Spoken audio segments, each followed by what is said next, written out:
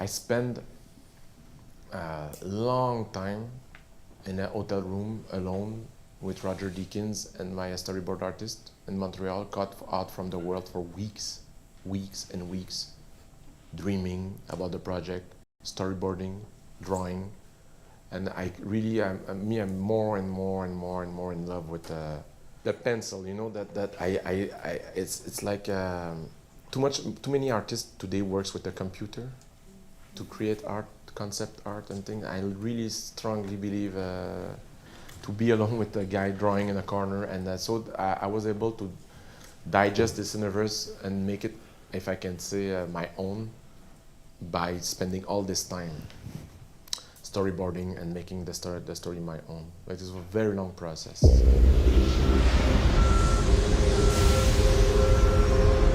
Replicants are like any other machine. They're either a benefit or a hazard.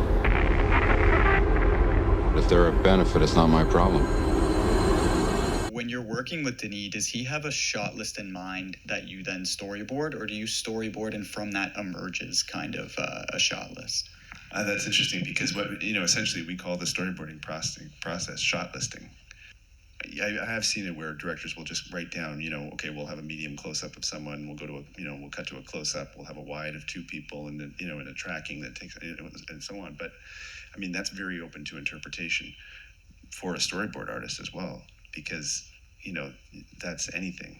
And so to go through and sit down and do this process, and we do it, live, where, if you're doing a drawing or if I'm doing a drawing and trying to get into the mind of a director and say, so you're thinking like this, and they'll go, ideally, exactly.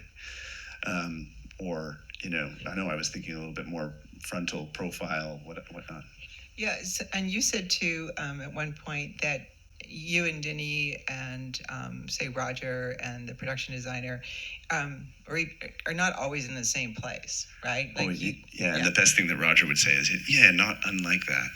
Yeah, not unlike that. Excellent. Okay, but also high compliment from him. I mean, Denis is an incredible person, and he's an incredible director and in mind, and he was, in fact, cutting Arrival in the mornings,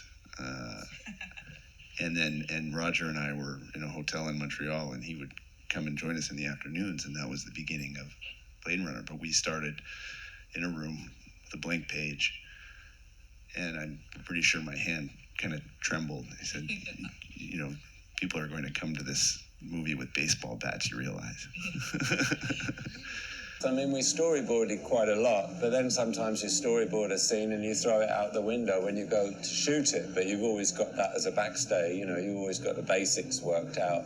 I think it's really good story. I learned this probably more than anybody from the Coen brothers.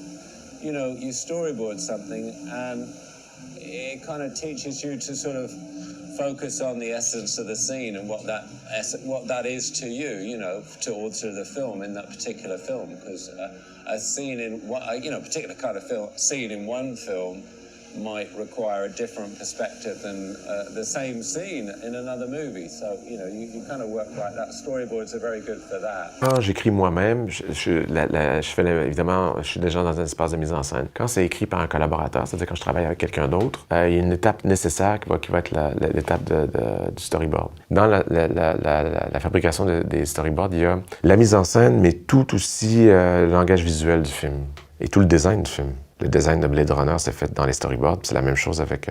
c'est-à-dire que c'est comme ça que s'articule le langage du film au départ, qui va être communiqué par la suite à l'équipe de décors, des costumes et tout ça. There is an order to things. Je dirais que l'étape la plus importante, c'est probablement le storyboard. Ouais. Okay. Et c'est pour moi vraiment une étape de réécriture. C'est-à-dire que je change carrément... je réécris le film carrément. Il y a beaucoup de raccourcis ou de décisions assez radicales qui sont prises en storyboardant.